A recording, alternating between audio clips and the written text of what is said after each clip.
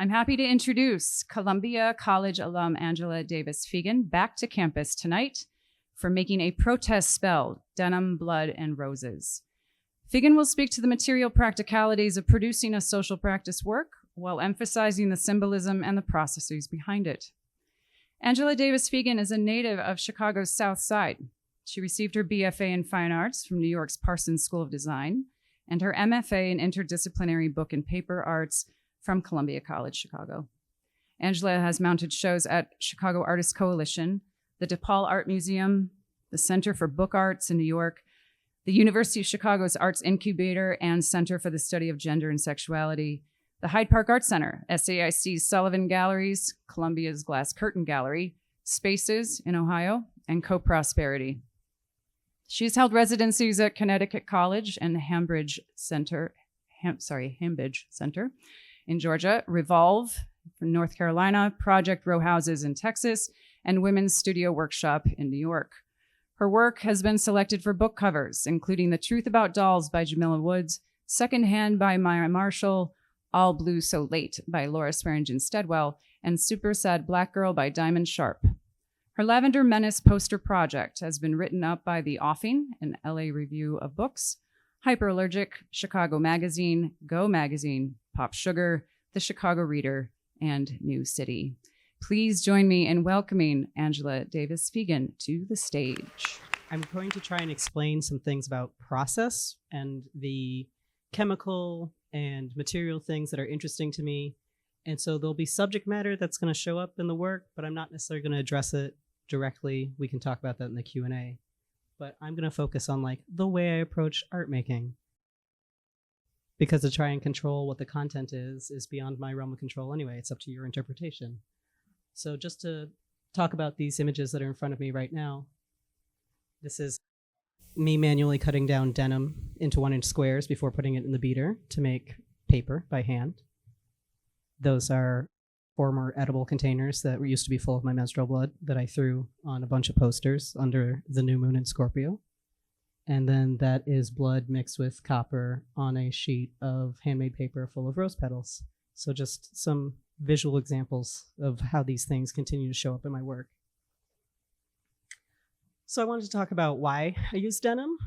Part of the reason is like a very practical thing that like most people wear pants that are made out of denim in this country. It's very much like a Manifest Destiny Americana uniform. But because we live in a world of fast fashion, it falls apart on purpose. And so when people give me their pants, I am able to use what would otherwise be trash and repurpose it into a much stronger sheet of handmade paper than I could buy in the store. And so what I choose often is to sacrifice my time rather than to spend retail dollars at making anything, because my goal is always to try and make like a closed consumption loop. So like any labor that I can do to save myself spending market prices and also getting to control like the way my work looks, what size it is, how it takes an impression. Those things are more important to me than like whatever the fast solution is. So yes, both indigo and cotton are colonial thefts. And that's why that goes into part of the Americana uniform. And that's why I like to deconstruct those things and make them as like the base material. And so as a result, that denim symbolism is embedded into a lot of the visual aspects of my artwork, whether it's overt or readily apparent to the viewer at first glance or not. So we've got processing denim, a vat with a freshly pulled sheet on it, and then a stencil object that was laser cut out of denim sheets that had roses in them. Also, most recently, a lot of the denim paper that I made is like when my father died in 2016, my mother gave me all of his jeans, and he had saved all of them all the time because he didn't care about aesthetics at all. And so I'm still processing his pants to this day, in addition to, for some reason, every Aquarius in my life feels comfortable giving me things that they've sweat inside of. And so then I'm also like often elbow deep in like what used to be the crotch of my friend's pants.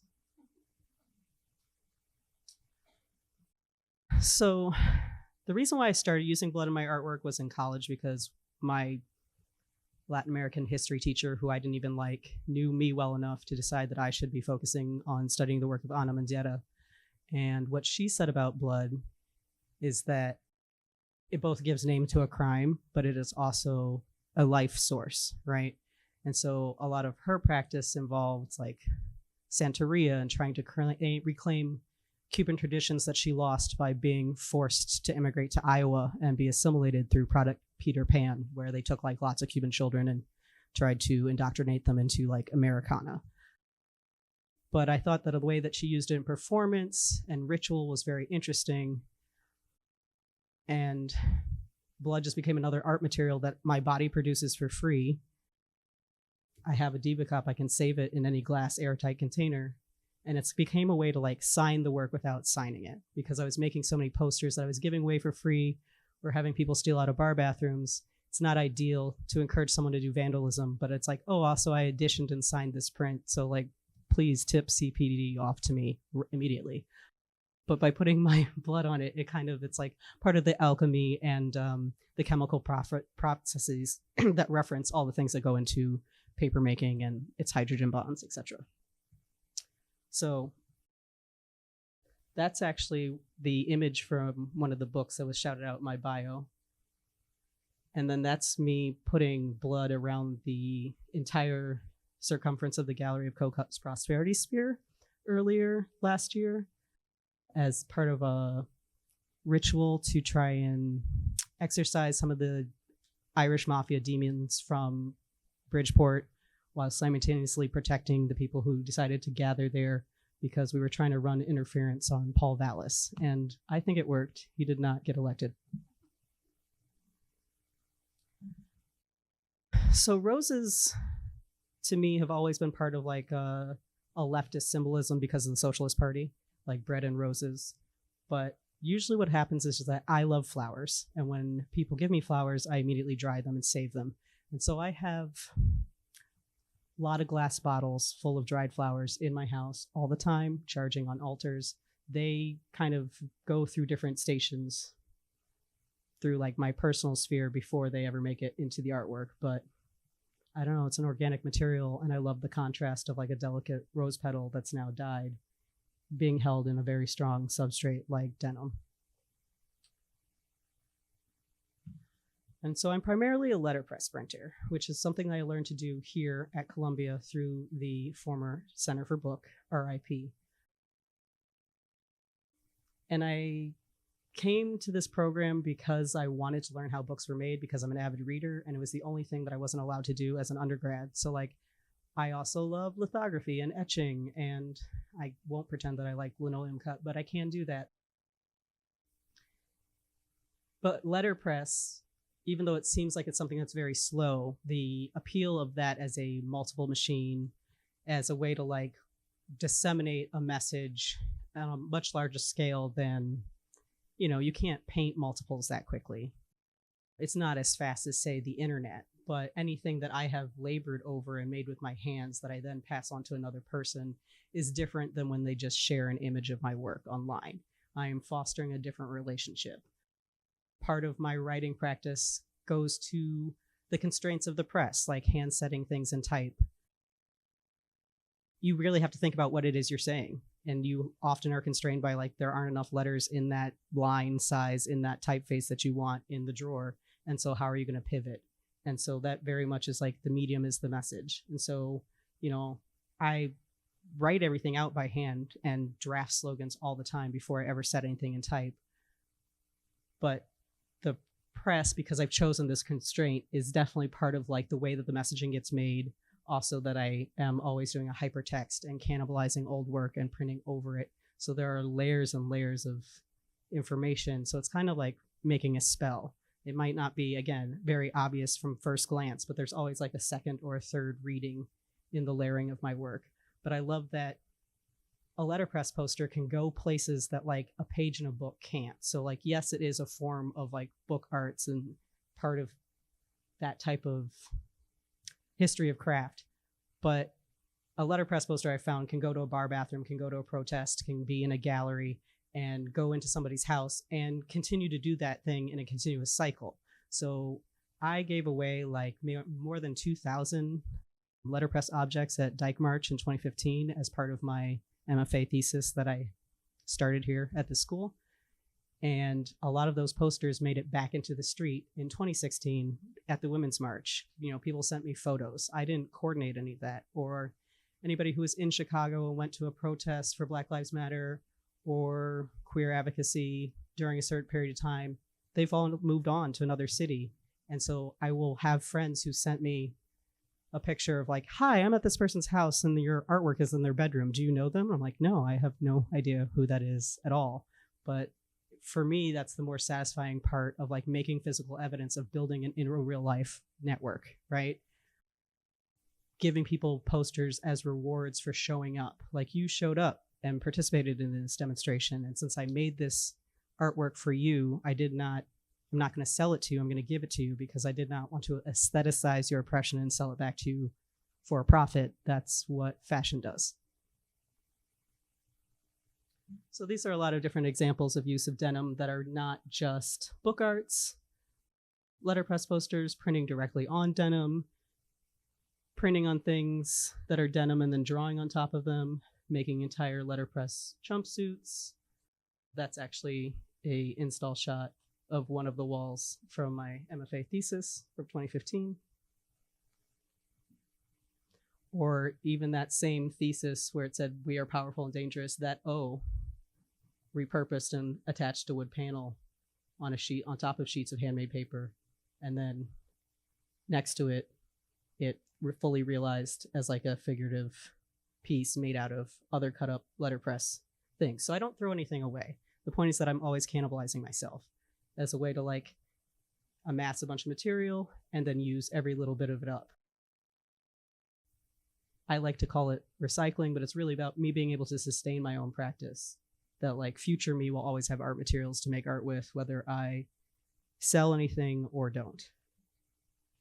And then this is an example of a laser cut piece that has other laser cut positives from previous posters I had cut, put back into the page and then run through the laser cutter again. So these are some of my favorite posters I've ever made that are on denim. This one I made last year at Women's Studio Workshop. That's where the containers, the glass jars of blood were from. I had put blood on all of them at the same time. That I printed last summer. And then that's one of the posters all the way from my thesis. It's been crumpled, but because it's, again, a denim substrate, it's very strong. It looks like it's delicate, but it can hold up to like the elements. And consistently, those posters have endured and survived in bar bathrooms that I've glued them to the wall to this day. So yeah, I already talked about blood, about signature and mark making, but I've also like mixed it into varnish. And so all of these symbols show up as like my presence or my alchemy or my ritual around making before you get to the subject matter or the visual or the aesthetic part of the work. So like this figure is actually painted in blood. The green poster actually is printed in clear, like transparent white rubber-based ink. And then I let dried blood, like I chopped it up and flocked it onto it. So it has that weird textured effect. So I wanted to talk about like the relationship of my artwork in a gallery space versus like all the ways that I thought it was actually more useful. So like I was required obviously to do a gallery presentation in order to graduate from my MFA program, but I thought that the success of the objects and their desirability and being able to disseminate them at Dyke March was actually like affirmation for my community and for my ideal audience of the intersection of Black and queer people in the city of Chicago. So I used to put up signs like this that like when I showed in galleries, I would only agree to do it if you were allowed to steal the artwork directly off the wall. So this is at the old version of Chicago Artists Coalition when it was on Carpenter. But making little display signs like this is kind of like the social practice way to activate something that is book arts that most people think of as being like very antiquated or one of the slower ways to print anything in the world. But I don't know, for me, it makes me happy. So that's like a further detail of the gallery wall. versus images from Dyke March.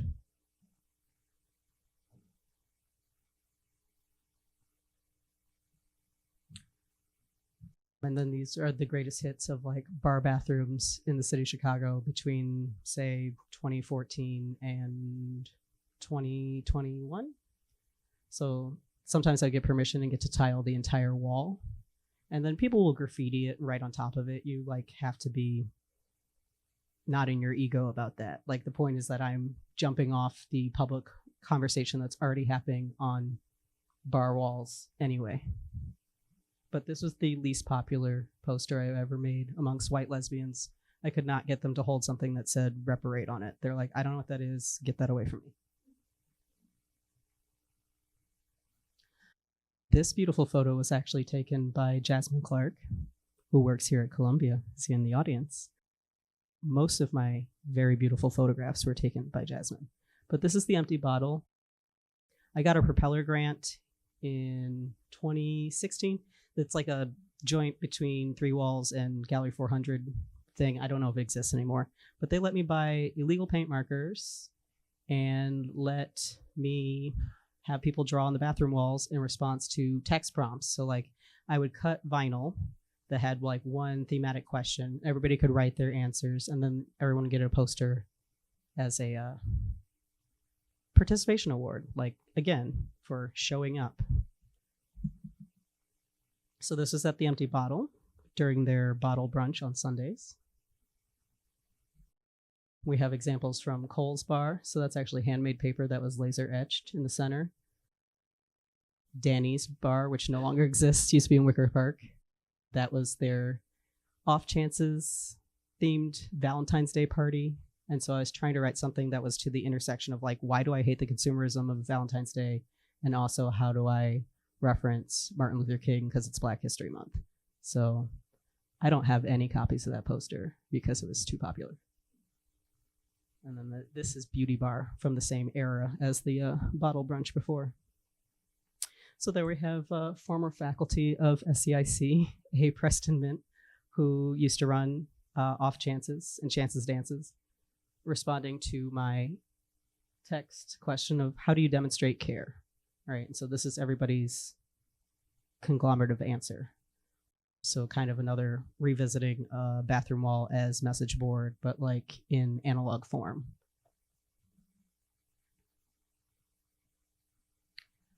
So my goal was just to like jump on the back of anything that already had built-in turnout, and like how do you radicalize the dance party in a way that doesn't like harsh anyone's mellow or dictate to them from a stage. You know, like I wanted everyone to just have the energy of the dance floor and then get to leave with like a fun little reward that they could take home or do whatever or give to their friend. So I was able to coordinate things through like slow-mo,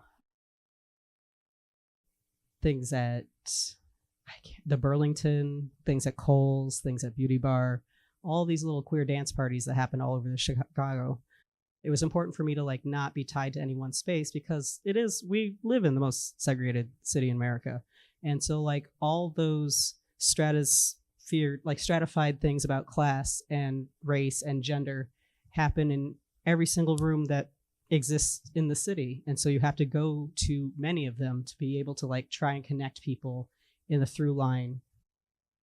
And that's part of the writing the poster in a collective voice, because at the time that I originally started the project, I thought that I was the only person who felt that way, but clearly that wasn't true. And so it became a way to like build a community for myself, because other people would see echoes of what they believed in the thing I was making, and I could give it to them. And then all of a sudden I know who that person is and we've had a conversation. And so, you know, I'm no longer in a room full of strangers if we've all had some sort of like exchange, no matter how brief.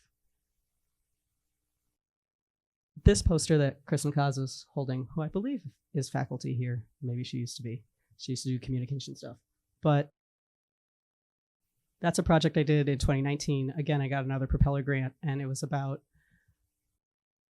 defunding basically CPS schools and finding out which aldermen took money from super PACs to charter schools, and then using all of their little titles, the ballot referendum language around like school choice, and like pointing out how all those things were disguises for things that were meant to further privatize the city and further enforce racism.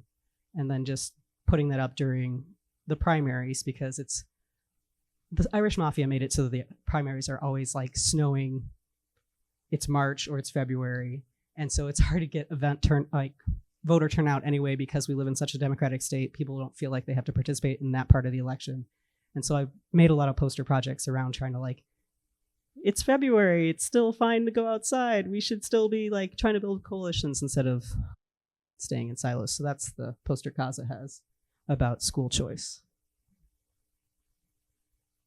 This is another one of my favorites, but the point is that you can see that whatever poster was there before was stolen, ripped off the wall, and then I also have like a stencil on top of it. And so at the point that I was in grad school and also working in a dive bar, Kohl's became like Menace headquarters for me, just continuously building up on the space. Every time something would get stolen, I would put new stuff up, because that's the benefit of the multiple machine, that I could constantly be this self-perpetuating hype monster. So this is a thing I did for Art in Place through Courtney Lederer in 2022. They asked me to like make artwork about the violence epidemic, as though like violence isn't inherently tied to everything about capitalism, and like we don't have a giant police force in this city all the time. But I think that she wanted me to like make something about school shootings, and instead I did this, which I don't think they loved, but Cole gave me permission to just redo the whole bar, so it's actually the other corner from like the earlier image where I'm in the bathroom mirror. So it's fun to keep revisiting the same spaces that were my old haunts and continuing to like add art objects, because I feel like everything that is in the bar gets seen far more frequently than any gallery that's like, hey, we're all going to come to the opening, and then it's going to be a pain in the ass to come here any other time that isn't the opening, and the artist won't be here and you can't ask them a question. There's something about like the dive bar being the intersection of different competencies, different relationships to art. I mean, it's not great. Like alcohol is a neurotoxin, but I like that as a venue where you might not be wearing pants when you look at my artwork. It feels far more intimate than like it being in a white cube and someone's there to make sure you don't touch anything. So I went on residency last year to Women's Studio Workshop, and I did something I'd never done before, which was print on a bunch of fabric, because traditionally I have not loved silkscreen, because I'm not a photo-based artist. I don't really do photosensitive. I hate Andy Warhol, but my studio mate was being like, no, you're going to print your art, you're going to love it, it's going to be great. And so I started writing these protection spells once I started, live watching genocide on my cell phone every day. And I was like, well, what could you do to encircle the people who you care about? And like, how does that represent the body? And like, what kind of uniform could you make for public space that might protect you from the police? And so these were just my weird thoughts in the woods. And so I started to develop a body of work around these types of methods. And so it felt very related to my letterpress work, because it's still text-based. And I even bothered to like use digital versions of the typeface I have in wood type. But then I was able to incorporate like little dingbats that only exist in the digital world, but they kind of reference the cuts and the weird drawings that you would get in wood type, even though those are more like an arrow or calendars or weird symbols that come from like the production of calendars and grain feed bags. And so I wanted my symbols to be like file folders, searchlights, blood drops, bombs, scissors, things that are like, are they tools? Are they weapons? And so they punctuate every little line of the protection spell on this garment. So this is a wool felt with durochrome silk facings, all printed with the same screen, made into a vest, because it was like the least constraining of the body. So it's actually only two pieces. Like the front yoke is just tied to with a belt. And so I was like, oh, this could go on any gender person. I could make this in an extra large size and it could fit a bunch of different types of bodies. And so like they could become street uniforms again. And then I was like, well, how do you display this? And so taking flat pictures of it doesn't really activate it for the imagination on the internet.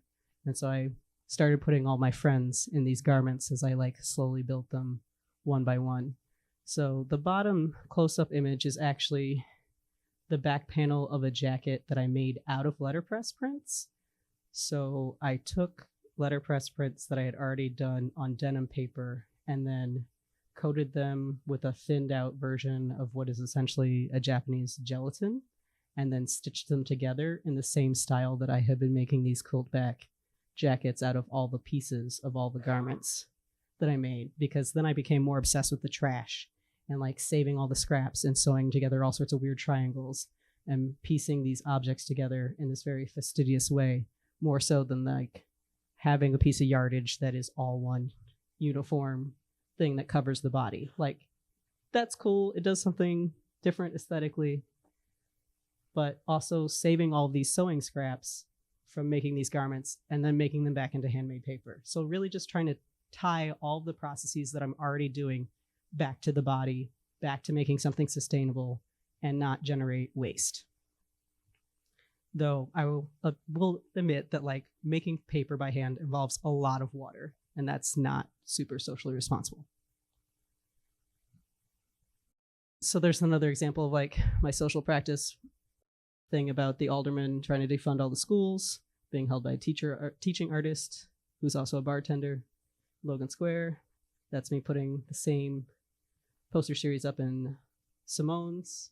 And then that's my favorite poster I ever printed at Dyke March in 2015 at the end of my thesis.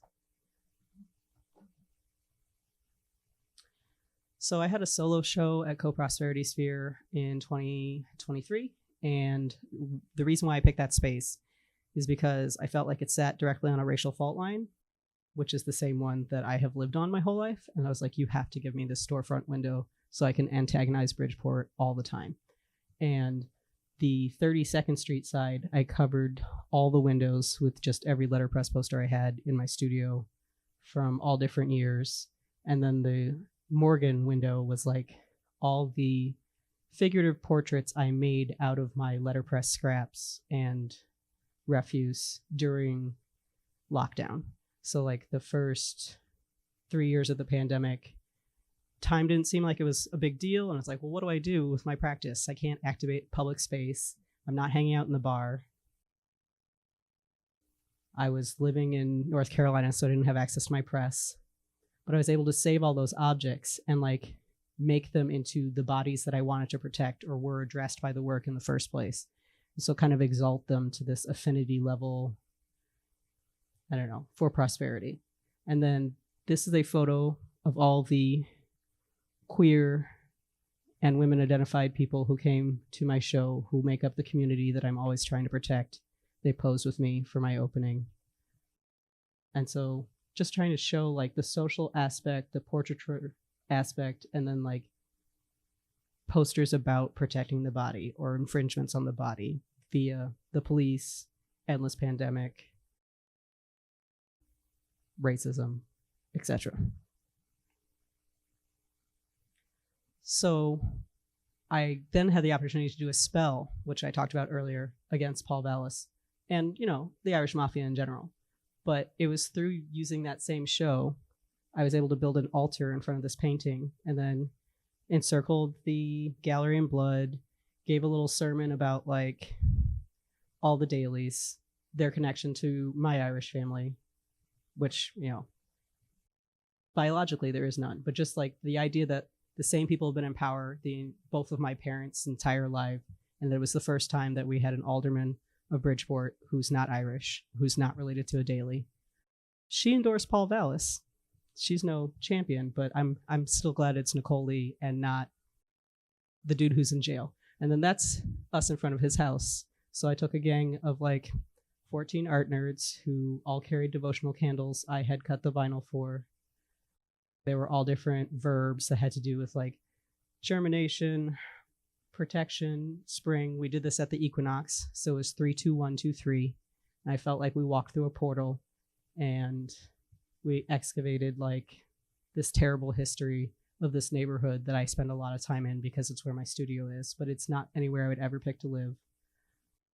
And it's nice to finally get to witness like a single moment of change like that and have my art be involved and have my art be a lure to get people who are not from Chicago to listen to me so I can tell them like, no, this is why the alderman is bad, or this is how you can usurp the system, or these are small things that we could do to make it a little bit different.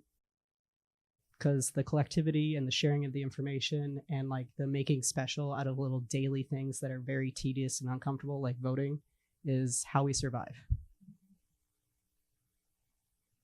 So these are more details of just like that all of the roses I had went in front of like the paintings in addition to this altar.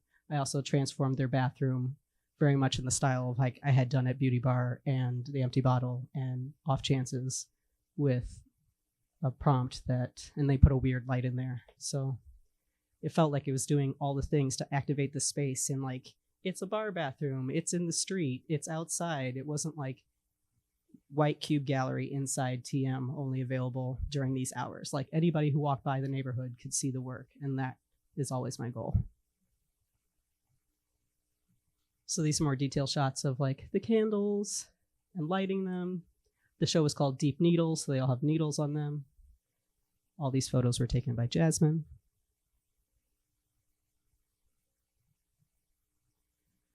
So my studio mate, Amy Lenners, who also works here, is in a crew of Irish ladies in Beverly called Crew de Chile. And they invited me to walk with them in the Southside Irish Parade this year.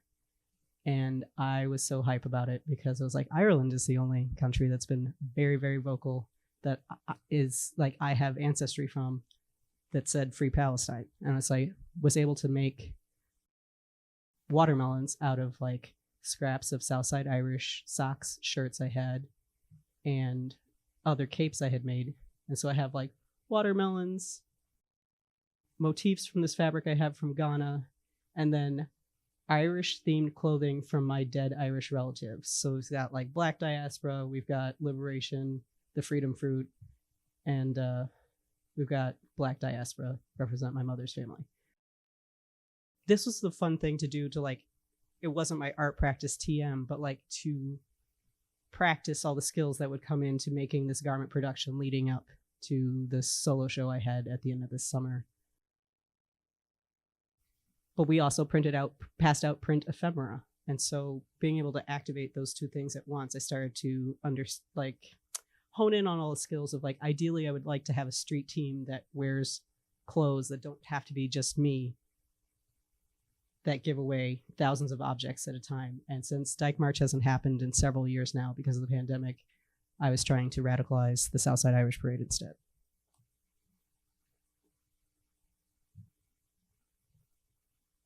Here's some more letterpress posters. Some of them would feature with candles, other weird sculpture objects from a gallery.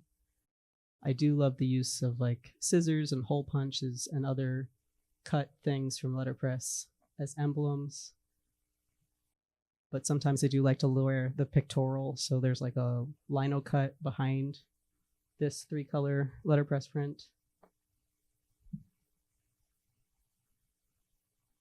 And then I realized I didn't show you any images of like the labor of the lockup or like measuring. But for those of you who don't know, this is what I've mirrored this image so it's right reading, because when you set type, it's backwards. To give you an idea of like planning out all the spacing and like how you make something sit on a grid. And then this is an image of like the scraps from that same wool cape that I opened this section with, put back into the beater to be made back into handmade paper.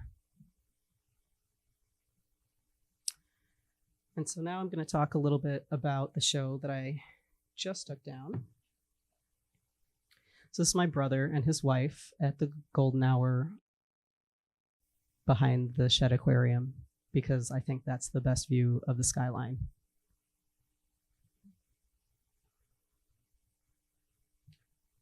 So some of the objects that I started to amass during this year of production to go in the solo show was these candles that were inspired by some of the screens that I was making, but they're all text-based things that started to talk to each other in like both a color, frequency, vibrational way, because I'm trying to project brightness. Like it feels very dark.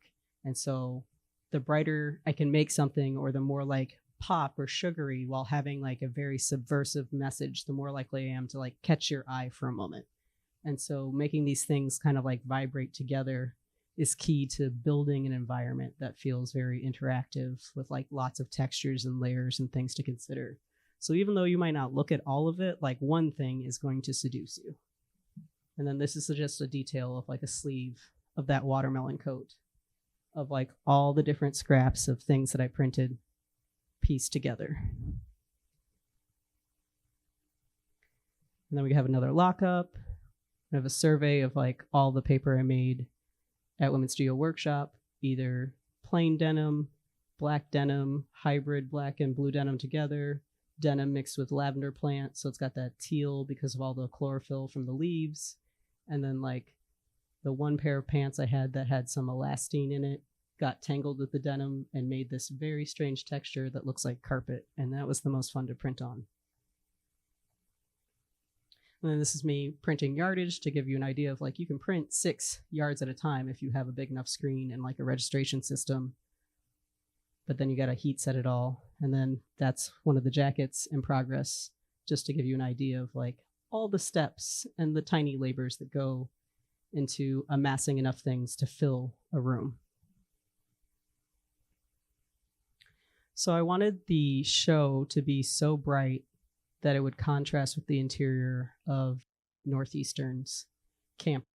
I was very excited to have a show that like would access students that are, I don't know, a different price point than any other venue I've ever been associated with. And so like it felt like it was one of the most diverse student bodies, both like financially, age-wise, income-wise. And so I wanted little clues throughout the space to like lure you towards this very bright vibrational thing. So like I put the same text that I had written as spells on the garments in vinyl on the pillars, or like little icons from my artwork as vinyl decals throughout the building. Now facilities kept taking them down, but you know, I got away with like tagging little fire plates and parts of the bathroom that I still don't think that they've been able to erase me. I also tagged the entire back of a staircase, but I don't have a photo of that.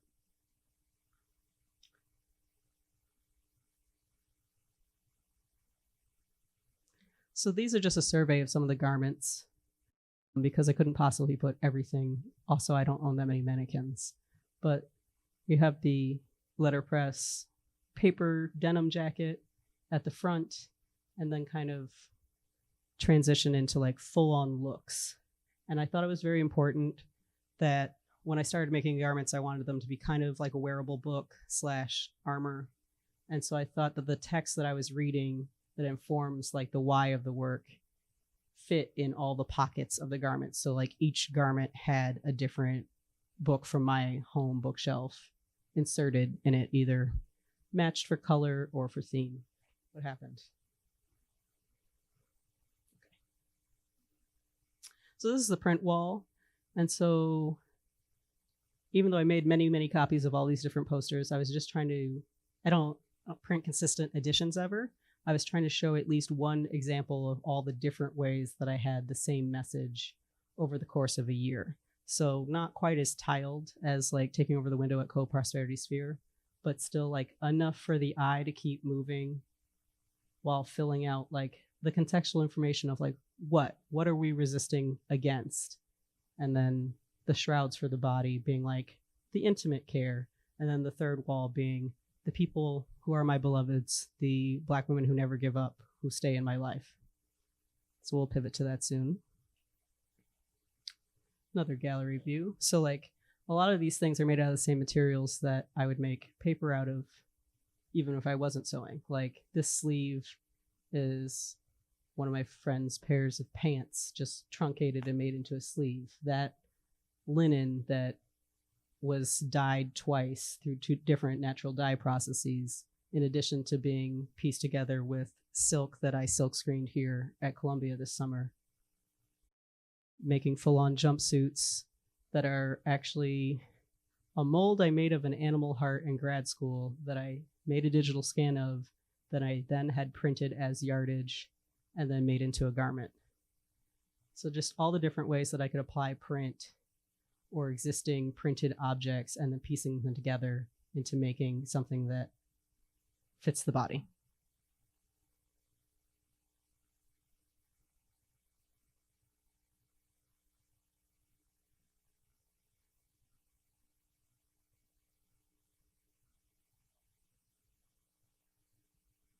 So then you can see a little bit of that back wall, which has mainly 3 portraits.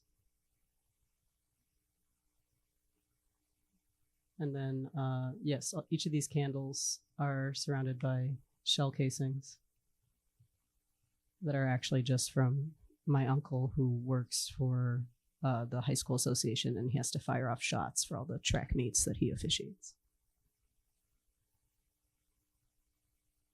So this is my portrait wall.